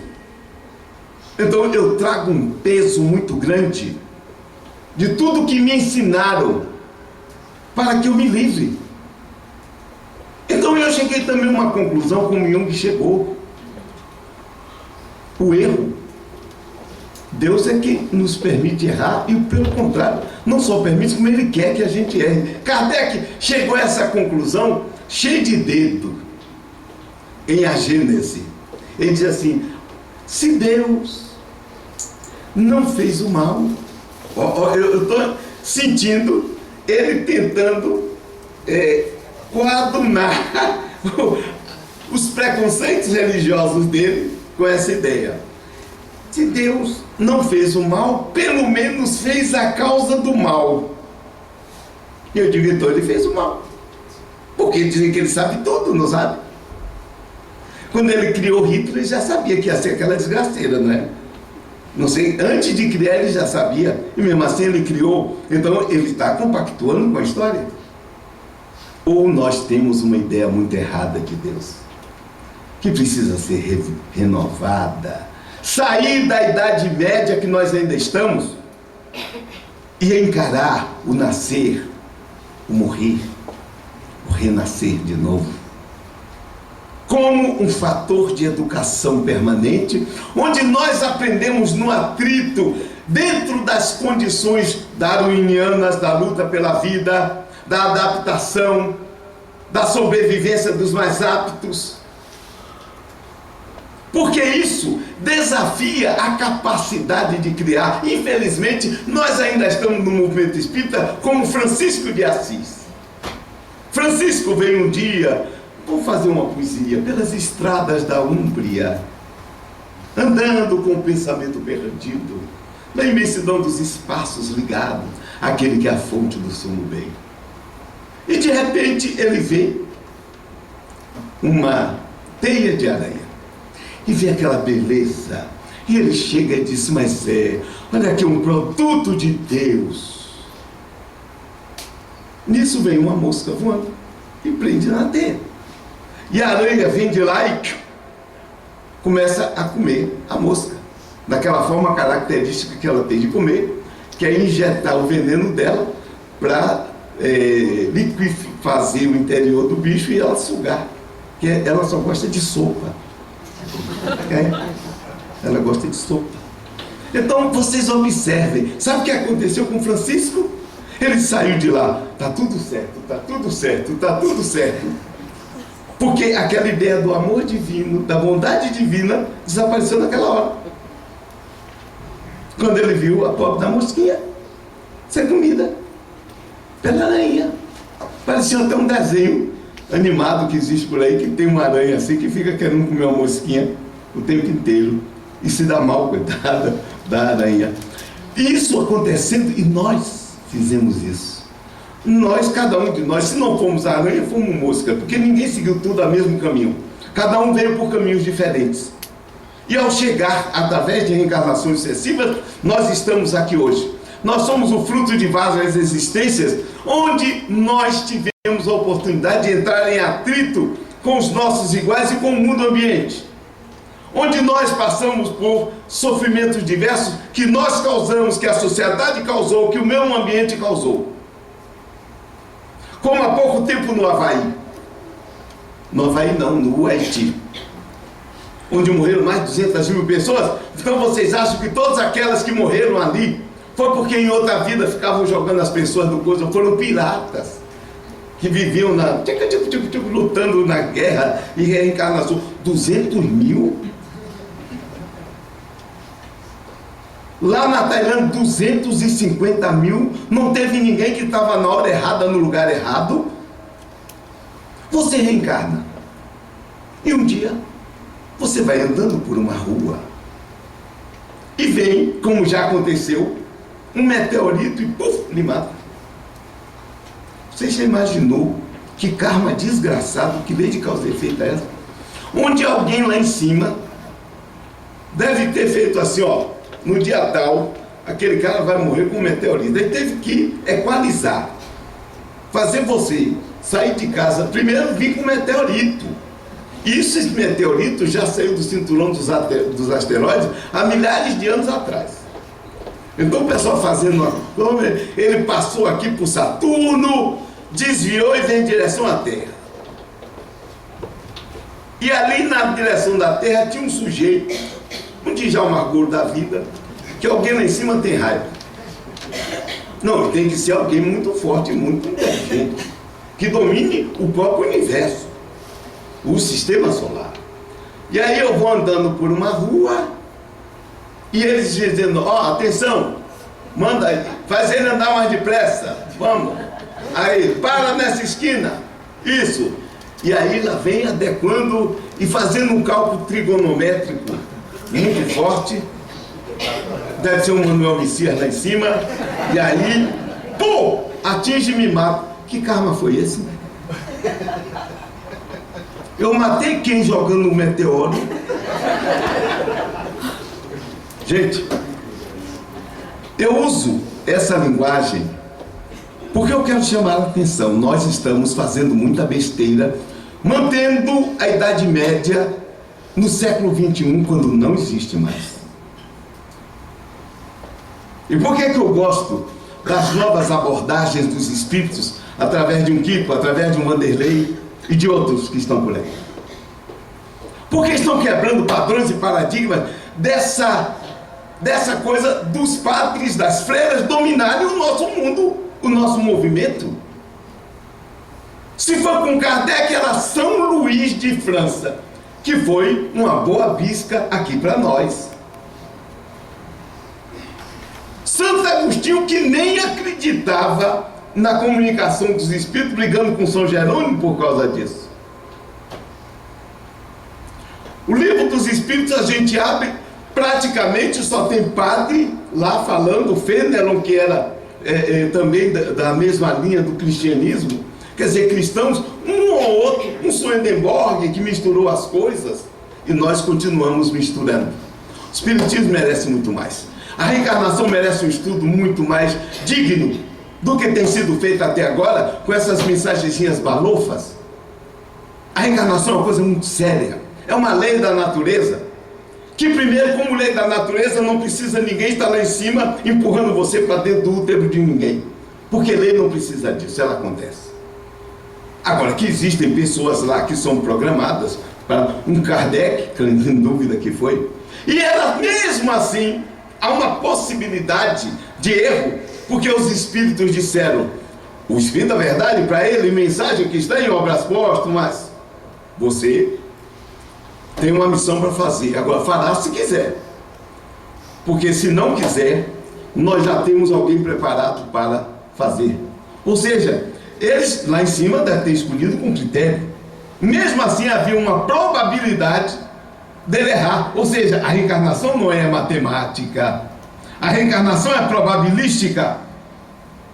Se um Kardec tinha alguém de backup para ele ter besteira entrar, ou aconteceu alguma coisa com ele,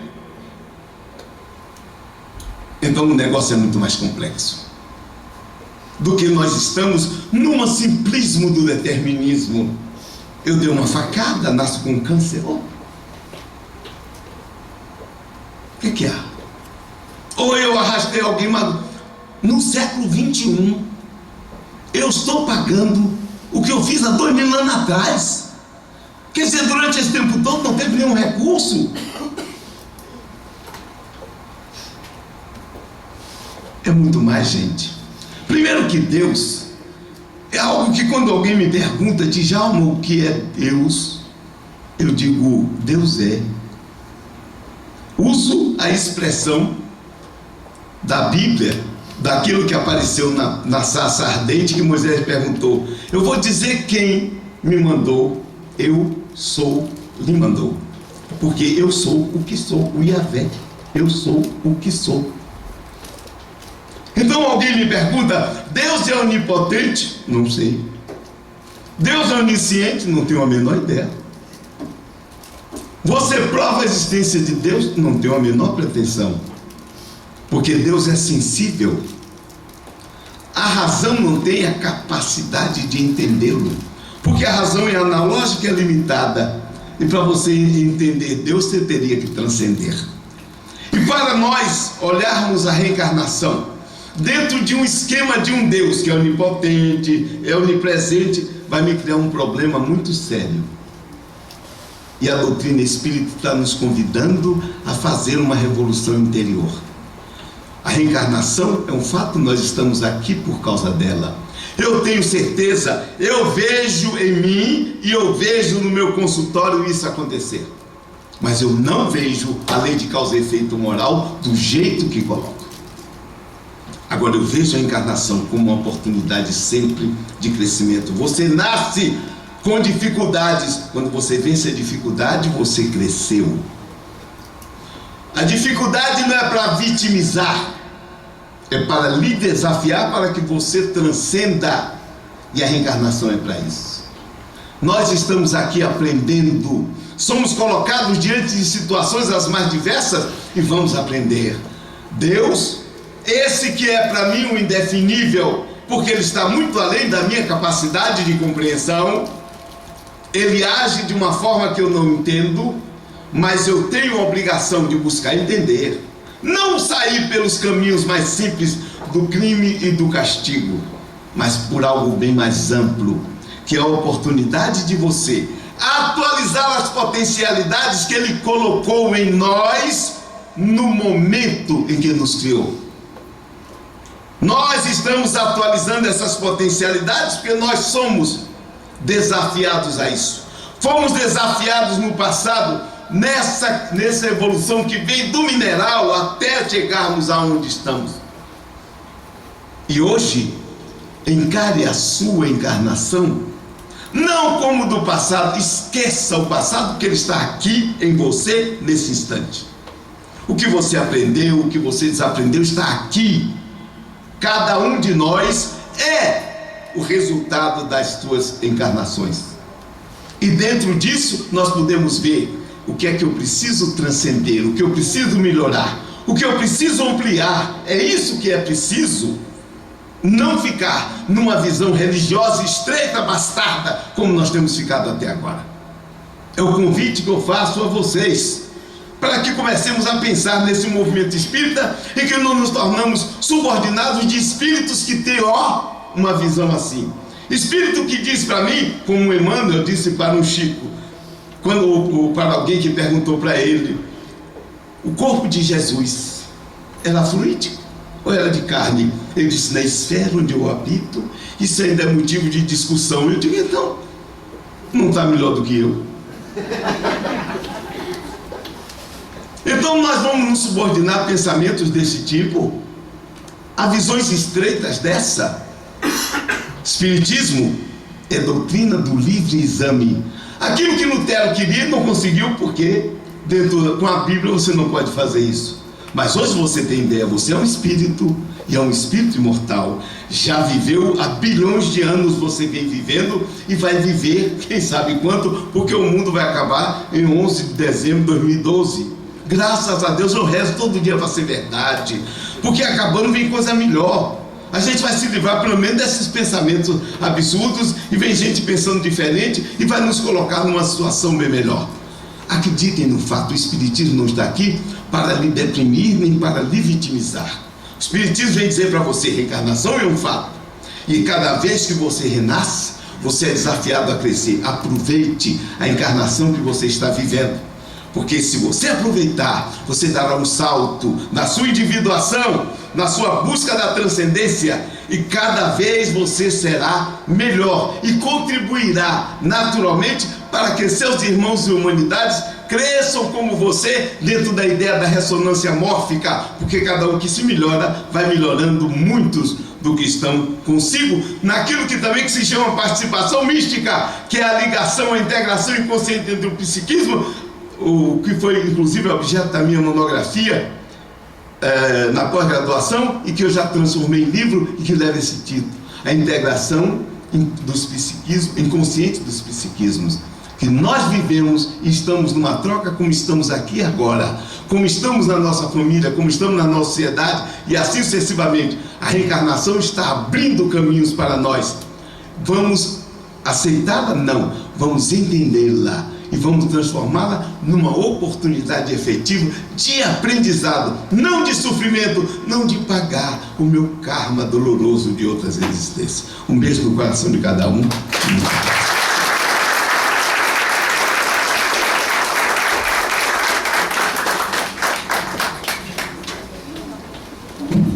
Muito obrigado, Djalma Argolo, pelas palavras. Bom, como nós estamos um tanto atrasados na hora, porque começamos atrasados, nós temos previsto aí na nossa programação um intervalo de 15 minutos. Eu peço a licença para vocês para que a gente reduza ele para 10 minutos, para que a gente possa retomar a nossa atividade com a mesa redonda Lei do Progresso, com a participação de Marcel Mariano, Geni Bastos, Manuel Messias Canuto Oliveira, tão citado aqui na palestra, e Arthur Mascarenhas. Portanto, dentro de 10 minutos a gente retoma os nossos trabalhos, tá bom? Muito obrigado.